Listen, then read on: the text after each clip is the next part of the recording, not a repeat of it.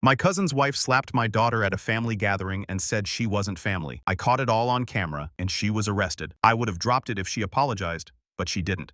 I, 43 male, have been running my own roofing and general contracting business here in Phoenix for the past 16 years. I started with absolutely nothing but a beat-up 4-on-4, some basic tools I bought at pawn shops, and a willingness to work 14-hour days under Arizona heat. Now I employ 52 people across 3 crews, and we pull in about $4.1 million annually. Not bad for a guy who learned the trade from YouTube videos, library books, and pure stubbornness. The early years were brutal. I remember eating peanut butter sandwiches for dinner because every dollar had to go back into equipment and supplies. I slept in that old truck more nights than I care to admit when I couldn't afford both gas money and a motel room. But I knew if I could just survive those first few years, I'd build something real. I'm divorced. My ex-wife Rachel left me in 2018 when the business was struggling during a recession. She thought she was trading up for some finance guy with a steady salary and benefits package. Rachel always cared more about appearance than substance. She wanted the white picket fence lifestyle without understanding the work it takes to build it. Joke's on her though, because that finance dude got laid off 6 months later when his company downsized. Meanwhile, my company not only survived but came back stronger than ever. Sometimes the trash really does take itself out. My daughter Emma lives with me full-time by her own choice. When the divorce happened, the judge gave her the option since she was 15 at the time. She chose to stay with me without hesitation. She said she'd rather live with someone who actually cared about her future instead of someone obsessed with keeping up with the neighbors. That decision still makes me proud every single day. Emma's 17, now honor roll student, plays varsity volleyball and works part-time at a local fitness center to save money for college. This kid understands the value of hard work because I made sure she learned it early. She's been helping me sort screws, organize tools, and clean up job sites since she was 8 years old. Not because I needed free labor, but because I wanted her to understand that everything worthwhile requires effort. Emma's not one of those spoiled teenage girls you see posting on TikTok all day. She buys her own clothes with money she earns, does her own laundry, cooks dinner twice a week, and actually appreciates what she has. When she wanted a car for her 16th birthday, I told her she could earn half the money and I'd match it. It took her 8 months of working weekends and summer vacation, but she saved up $4,500. Now she drives a reliable 2015 Honda Civic that she maintains herself, changes the oil, checks the tire pressure, and keeps detailed maintenance records. The girl has goals too. She wants to study business administration and eventually take over my company when I retire. We spend evenings going over job estimates, employee schedules, and profit margins. She asks smart questions about expansion plans and investment strategies. At 17, she understands more about running a business than most college graduates. Now here's where the story gets interesting and why what happened later made my blood boil. My cousin Derek works as a mechanical engineer for a major defense contractor here in Phoenix. He makes around $155,000 annually, which is solid money in Arizona. Derek's always been a good guy, smart, hardworking, reliable, but honestly kind of awkward with women. He spent most of his 20s focused on his career. He didn't date much and never learned to spot red flags when it came to relationships. That's probably how he ended up married to this absolute disaster named Brittany 3 years ago. Derek was 35, desperate for companionship, and completely unprepared for what hit him. Brittany is 26 years old, though we later discovered she's actually 29 and lying about her age, bottle blonde with obvious plastic surgery, and one of those Instagram influencer types with about 55,000 followers. Her entire existence revolves around posting bikini photos from expensive locations, unboxing designer products she can't afford, and promoting whatever scam supplement company pays her $200 to post a sponsored story. She calls it building her brand and entrepreneurship. But really, she's just a professional gold digger who struck it rich with a lonely engineer who didn't know any better. This woman has never worked a real job in her entire life. While Derek's putting in 50-hour weeks designing aircraft components and defense systems, Brittany's at home taking selfies and spending his entire paycheck on designer handbags, jewelry, and lease payments for her white BMW. She's got Derek completely convinced that her social media career is going to make them rich someday. She shows him fake screenshots of other influencers making millions, talks about brand partnerships that are just around the corner, and promises that her follower count is about to explode. Meanwhile, her actual monthly earnings are maybe $300 on a good month, mostly from desperate supplement companies targeting her few thousand real followers. The thing that really bothers me is how Brittany treats Emma whenever we're at family gatherings. She's constantly making these passive-aggressive comments about Emma's practical clothing choices, suggesting she needs makeup, and highlighting and questioning why she works, instead of just asking me for money. Last summer at a family barbecue, she actually told Emma she'd be really attractive if she put some effort into her appearance and maybe got some professional help. Like, lady, my daughter doesn't need your approval to exist in this world. Emma handles it with more grace than Brittany deserves, but I can see how these comments affect her. No 17-year-old girl should have to deal with some gold-digging wannabe influencer questioning her worth.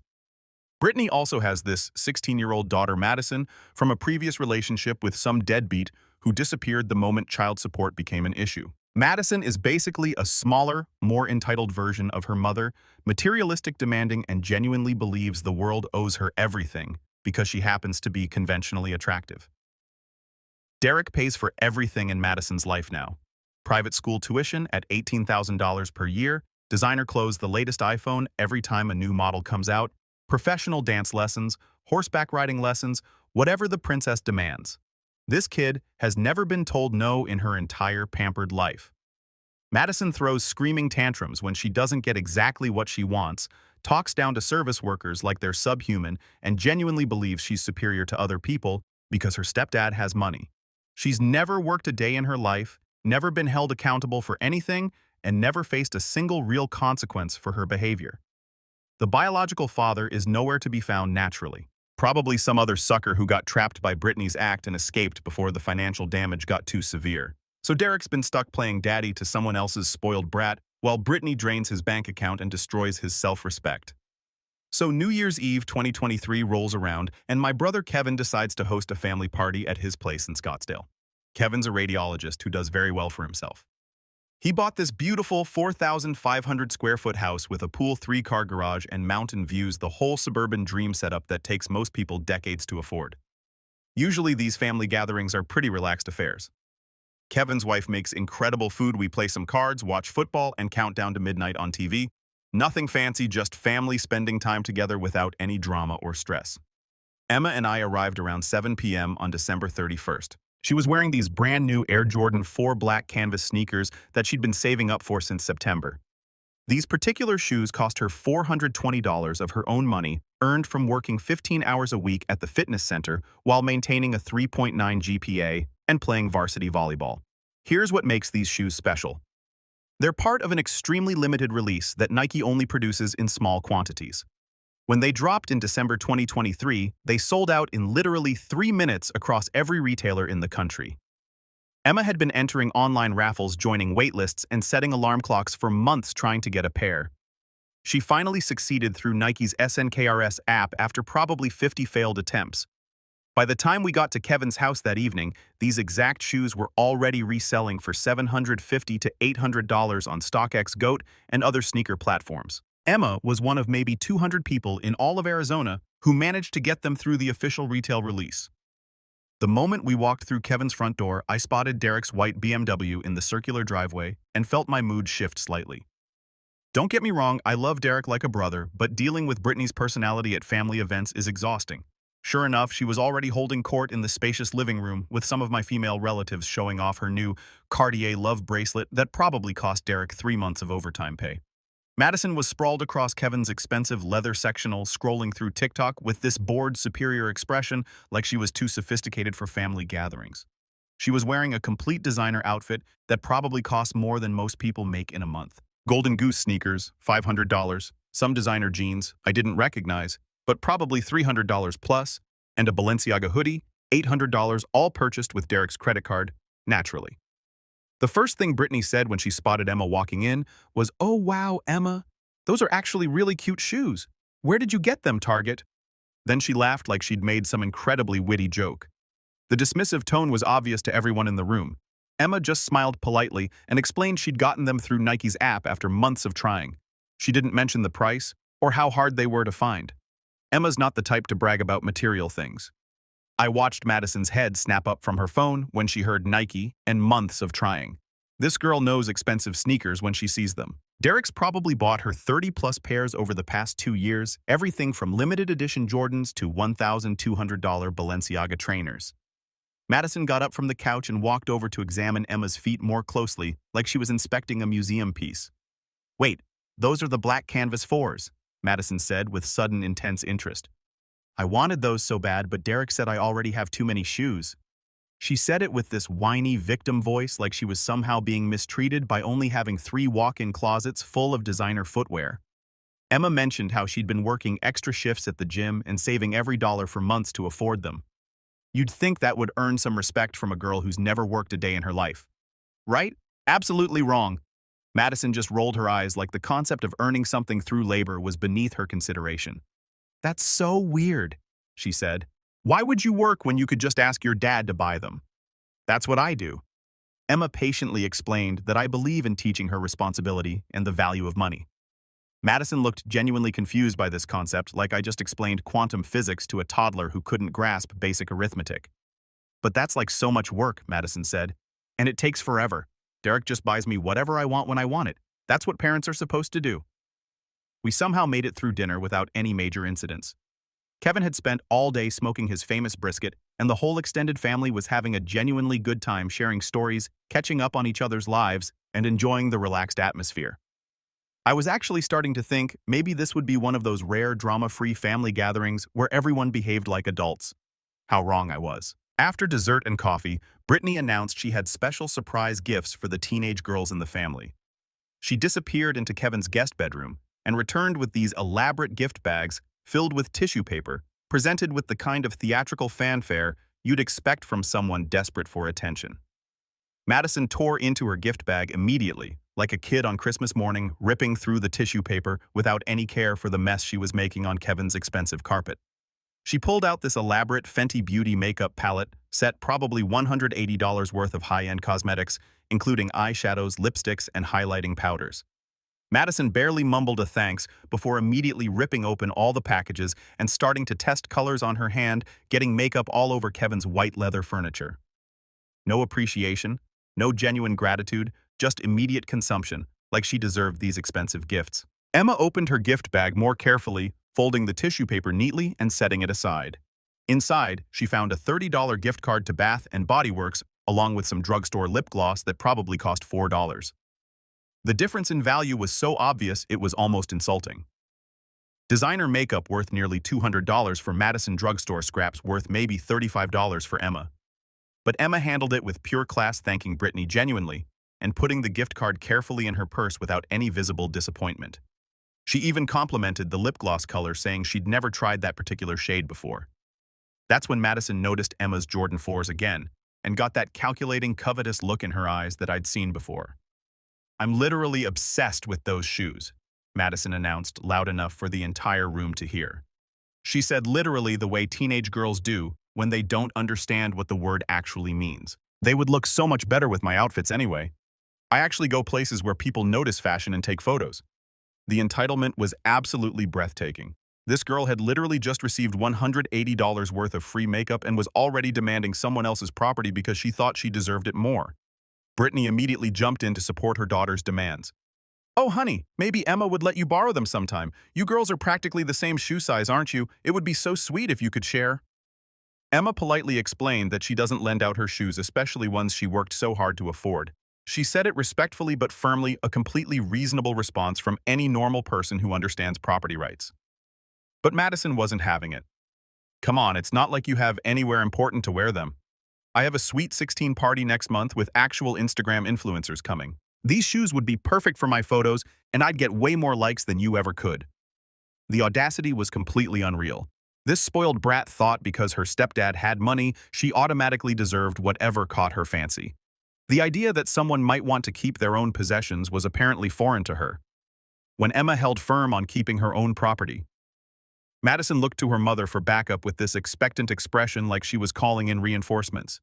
That's when Brittany's true nature started showing through the fake nice act.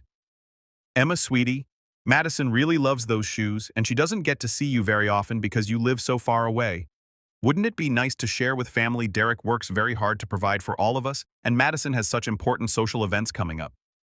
My brother Kevin sensed the tension building in his living room and tried to change the subject by asking about everyone's New Year's resolutions. But I could see exactly where this was heading. These people genuinely believed they could guilt trip and pressure my daughter into giving up something she'd earned through months of hard work. The shoes stay with Emma, I said firmly, keeping my voice calm but making my position crystal clear. She bought them with her own money. Brittany put on this shocked, wounded expression like I just suggested we burn down Kevin's house. Oh, Tyler, I didn't realize you were raising Emma to be so selfish with family members. That's really sad. The room went quiet.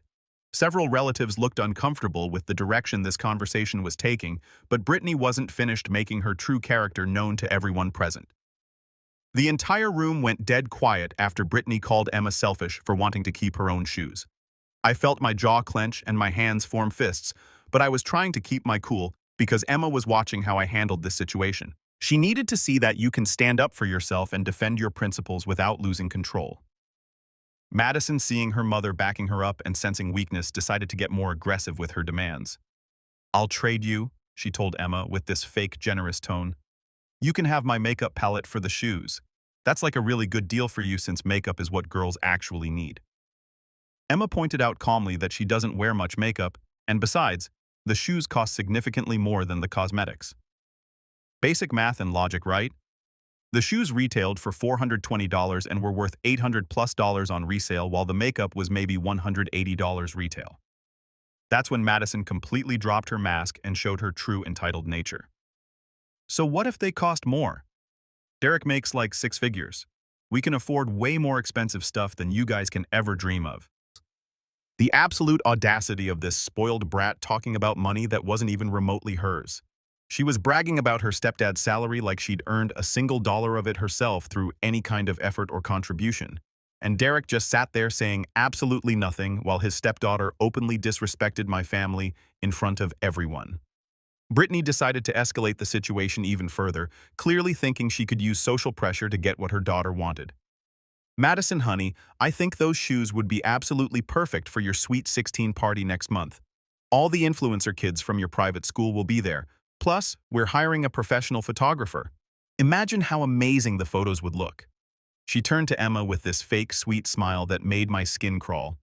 Emma, you'd want Madison to look her best for such an important milestone birthday, wouldn't you? Your family, after all. You can always buy another pair when you save up enough money again. With what money? Emma asked reasonably. I'd have to work for another 3 months to afford these again, and they might not even be available anymore since they're limited edition. Well, maybe that would teach you better money management skills and the value of hard work, Brittany snapped, finally dropping the pretense of being nice and showing her true, ugly personality. That was absolutely the last straw. I stood up immediately and told Emma we were leaving right now. The whole family was staring at us like we just announced we were joining some kind of cult, but I didn't care anymore. These people were toxic and entitled, and I wasn't subjecting my daughter to another minute of their psychological abuse. We're done here, I announced to the room. Emma, get your jacket. As we walked toward Kevin's front door, Madison jumped up from the expensive sectional and actually blocked Emma's path like some kind of highway robber. You're not leaving with those shoes. I want them and I should have them. I deserve them more than you do. This spoiled girl actually reached down and tried to physically grab Emma's foot to untie the shoelaces. Emma stepped back in shock and confusion, but Madison lunged forward more aggressively, trying to physically remove the shoes from my daughter's feet right there in the middle of Kevin's living room. Madison, stop! Derek finally said something, but it was too little too late. That's when Brittany completely lost her mind and showed everyone exactly who she really was underneath the fake Instagram influencer act. She marched over and slapped Emma hard across the face with an open palm, the sound echoing through the suddenly silent room like a gunshot. Don't you dare disrespect my daughter! She screamed at my child, who was now holding her cheek, with tears forming in her eyes and a bright red handprint across her face. The entire party went dead silent. 20 adults were staring in absolute shock at what had just happened. Even Madison stopped trying to grab the shoes and looked confused about whether she should be happy or scared. Derek finally found his voice and said, "Brittany, what the hell was that?" But his tone was more confused than angry, like he couldn't process what his wife had just done. But it was already way too late for apologies or explanations. I had my phone out and was dialing 911 while staring directly into Brittany's eyes, letting her see exactly how serious this had just become. She was about to learn that actions have consequences, especially when you assault someone's child. The police arrived in exactly 9 minutes, which felt like an absolute eternity. While I stood there comforting Emma and watching Brittany pace around Kevin's living room like a caged animal, who suddenly realized she'd made a terrible mistake. 2 officers responded to the domestic disturbance call, an experienced male sergeant who looked like he'd handled thousands of these situations, and a younger female officer who immediately took charge of documenting everything properly. They separated everyone into different rooms for individual questioning. But before that process started, the female officer took detailed photographs of the bright red handprint across Emma's left cheek from multiple angles. The mark was clearly visible and obviously fresh, making it impossible for anyone to claim this was some old injury or accident. Here's what saved us from a he said, she said situation and made this an open and shut case: Kevin's comprehensive home security system. He's got Ring doorbell cameras covering the front entrance, plus additional cameras monitoring the back patio and main living areas where we'd been gathered. Everything that happened was recorded in crystal clear HD video with audio including Brittany calling Emma selfish Madison, physically trying to remove the shoes and the actual assault itself from multiple angles. The audio was clear enough to hear every word of the conversation leading up to the violence. The male sergeant reviewed the security footage on Kevin's tablet while taking detailed statements from everyone present. When he watched the part where Brittany slapped Emma, his entire demeanor shifted from routine domestic call to serious criminal matter requiring immediate action.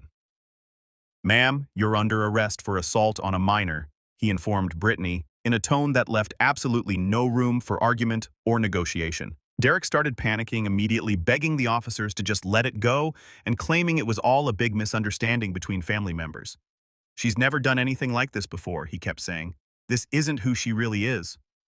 But Brittany made everything infinitely worse by arguing with the police officers, insisting that Emma had provoked her by being disrespectful to Madison and refusing to share. She actually told the cops that Emma needed to learn some manners and that parents have a right to discipline disrespectful children. Madison was crying and screaming that it was all Emma's fault for not sharing her shoes like a good person should. Real classy behavior from this spoiled princess who'd never faced consequences for anything in her pampered, entitled life. They handcuffed Brittany right there in Kevin's living room while the entire extended family watched in stunned, horrified silence. Derek looked absolutely humiliated as his wife was led away in custody. And I'll admit, I felt a surge of deep satisfaction watching this entitled woman finally face some real accountability.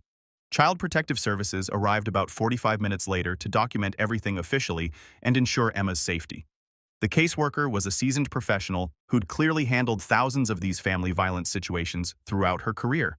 She took additional photographs of Emma's injuries, interviewed her privately in Kevin's study to get her unfiltered account of what happened, and reviewed all the security footage independently to verify the facts. During her thorough investigation, the caseworker discovered some very interesting information about Madison's behavior patterns at her expensive private school.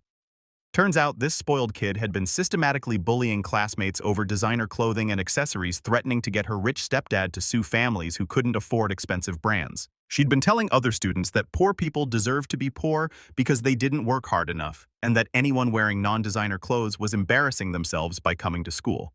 The private school administration had been trying to contact Brittany for weeks about these serious behavioral incidents, but she'd been consistently ignoring their calls and emails. 3 days later, Brittany was formally arraigned in county court and had to post $7,500 bail that Derek covered with money from their joint savings account. But the criminal charges were just the beginning of their rapidly mounting problems.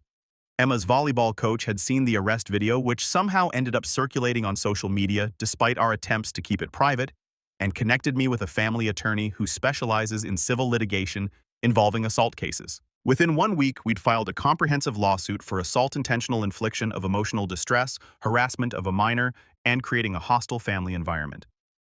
The attorney was confident we had an excellent case given the video evidence and witness testimony. But the real entertainment was just getting started, because the story was about to go viral on the internet in ways none of us anticipated. Remember how Brittany calls herself an influencer with 55,000 followers on Instagram and constantly brags about her social media empire? Well, someone at Kevin's party, we never found out who posted the security footage of her arrest on TikTok, and it absolutely exploded across social media platforms. The video hit 1.08 million views in the first 24 hours. By day 3, it was approaching 4.2 million views with over 800,000 shares across TikTok, Instagram, Twitter, and Facebook. The comment section was absolutely brutal and hilarious. Imagine being this entitled over your stepdad's money. Gold digger attacks child over shoes she didn't even buy. This is why you don't marry Instagram wannabes. Poor Emma just wanted to keep what she earned. Madison's behavior is exactly what I'd expect from this family. Derek needs to run from this crazy woman. Brittany tried desperately to control the narrative by posting a series of long Instagram stories claiming she was being attacked by toxic family members and that the video didn't show the full context of Emma being deliberately provocative and disrespectful. But this backfired spectacularly because internet users love nothing more than exposing fake influencers, and people immediately started digging into her background with the dedication of professional investigators. Here's what the social media detectives uncovered within 48 hours. She'd been married twice before Derek, both times to men with substantial incomes who divorced her for financial irresponsibility and manipulative behavior. Madison's biological father was actually paying $800 a month in child support that Brittany never told Derek about money she'd been pocketing. She'd been using Derek's credit cards to fund a secret shopping addiction totaling over $60,000 in hidden debt. Her actual influencer income was averaging $180 per month, not the $2,000 plus she'd been claiming to justify her lifestyle. She'd been lying about her age. She was actually 29, not 26, as she claimed on all her social media profiles. Several of her brand partnerships were with companies that had never heard of her. The brand sponsorships evaporated overnight. Companies absolutely do not want to be associated with viral videos of adults assaulting children regardless of the circumstances. Her follower count started dropping like a stone, 55,000 to 41,000 to 28,000 to 15,000, as people realized she was completely fake. Derek began receiving messages from both of her ex-husbands warning him about her established patterns of financial manipulation, emotional abuse, and pathological lying. Apparently, she'd pulled identical stunts with both previous marriages, maxing out credit cards, demanding expensive gifts, throwing violent tantrums when denied anything, then playing the victim when confronted. Meanwhile, the criminal case was progressing rapidly through the court system. The prosecutor decided to pursue maximum charges due to the viral nature of the incident, the clear video evidence, and Brittany's complete lack of remorse or accountability. Then Derek made a discovery that changed everything and opened his eyes to who he'd really married. While looking for tax documents in their shared home office, he found credit card statements that Brittany had been hiding from him in a locked file cabinet. She'd opened 7 different credit accounts using his income information and social security number without his knowledge or consent. The total fraudulent debt was absolutely staggering: $73,000 in unauthorized charges for designer clothes, jewelry, spa treatments, expensive dinners, luxury hotel stays, and cash advances. She'd even been using the cards to send money to her mother and pay for Madison's extracurricular activities that Derek thought were being covered by her business income. Derek also discovered that Brittany had been making elaborate promises to Madison about their future financial arrangements. She'd been telling the girl that Derek was planning to legally adopt her and pay for her college education at whatever expensive university she wanted to attend. Derek had never agreed to any of this. He'd never even discussed adoption, and the college fund promises were completely fictional. The kid had been planning her entire future around financial commitments that existed only in her mother's manipulative imagination. 4 weeks after the arrest, Derek called me sounding completely defeated and emotionally drained. He was filing for divorce and wanted to know if Emma would be willing to testify about Brittany's long-established pattern of entitled and manipulative behavior toward our family. Emma absolutely agreed to help Derek escape this toxic situation. 6 months later, the criminal trial took place at the Maricopa County Courthouse downtown. With HD security footage showing Brittany slapping Emma, there really wasn't much to debate legally.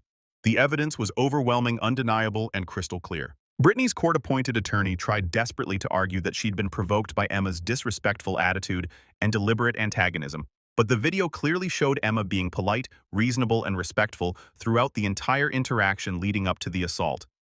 The jury deliberated for less than 2 hours before finding her guilty on all charges. They later told reporters that the video evidence made it impossible to reach any other conclusion, and several jurors expressed disgust at Brittany's complete lack of remorse.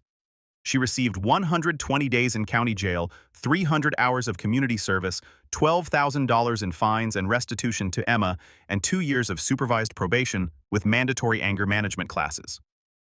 The judge specifically noted that adults who assault children deserve the full weight of the law, regardless of any claimed provocation. But the civil lawsuit was where we really dismantled her entire life and exposed the full scope of her fraudulent behavior.